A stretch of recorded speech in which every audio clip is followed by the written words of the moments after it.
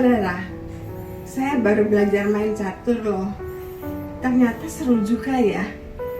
Karena bidak-bidak catur ini punya aturan jalan sendiri. Seperti pion yang hanya berjalan maju. Ketika ia akan memukul lawan, dia harus berjalan secara diagonal. Kuda yang berjalan dengan letter L.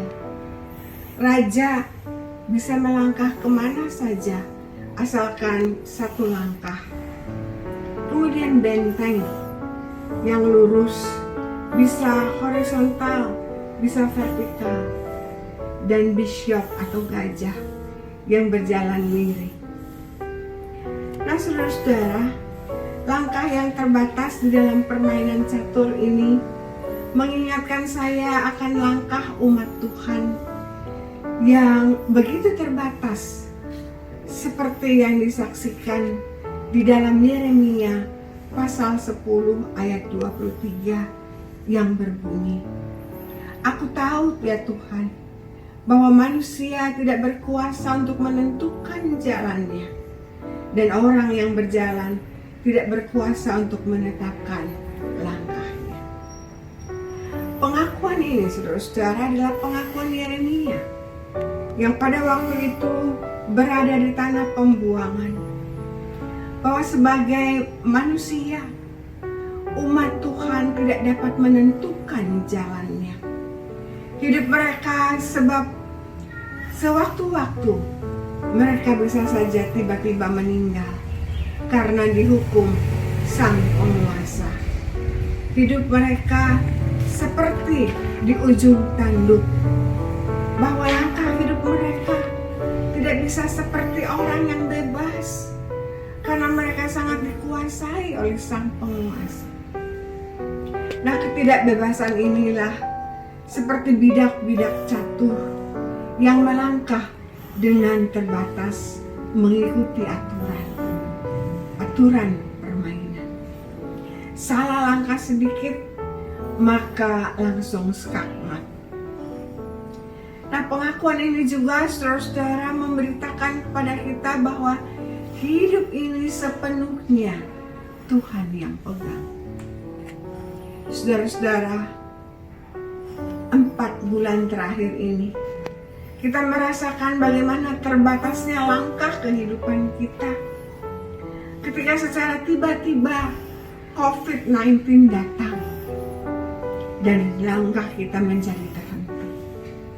Kita stuck, kita dibuat kaget, kita tidak berkuasa untuk menetapkan langkah kita.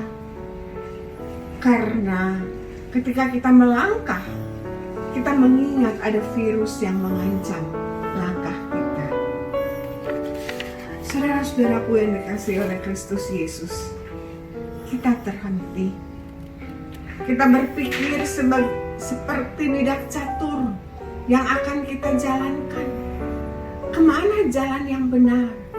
Supaya jangan terjadi skakster yang berujung kepada skakmat. Saudara-saudara, di tengah-tengah langkah yang terbatas ini membuat pola hidup kita berubah. Dulu kita tidak memakai masker ketika kita harus keluar. Sekarang kita harus pakai masker. Dulu kita jarang cuci tangan. Sekarang diharuskan sering-sering cuci tangan menggunakan sabun. Dulu kita berdekatan baik duduk atau berdiri, naik angkutan umum berdesakan. Sekarang kita harus jaga jarak. Dulu siapa saja dapat datang ke rumah ibadah tanpa memandang umur dan kesehatan. Sekarang orang-orang yang sedang flu misalnya dilarang atau diistirahatkan dulu di rumah, jangan ke rumah ibadah. Lalu para senior tidak diperbolehkan juga beribadah di rumah Tuhan. Melihat ini, saudara-saudara, kita harus mengakui bahwa hanya dengan berjalan bersama Tuhan kita tahu kemana langkah kita sesungguhnya. Karena itu berjalanlah terus bersama Tuhan di hati kita, maka kita tidak akan berjalan sendiri. Karena kita pernah tahu langkah kita ke depan, tidak pernah tahu even 1 menit sekalipun. Kalau kita berani melangkah, maka kita melangkah bersama Tuhan.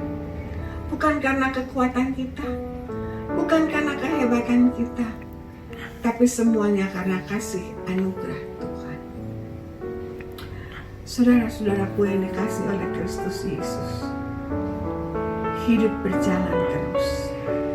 Hari akan berganti menjadi hari yang baru. COVID-19 masih ada dan semakin mengganas. Tapi kita harus melangkah terus di tengah bahaya ini. Oleh karena itu, berjalanlah terus dengan Tuhan, Sang Penentu langkah kita.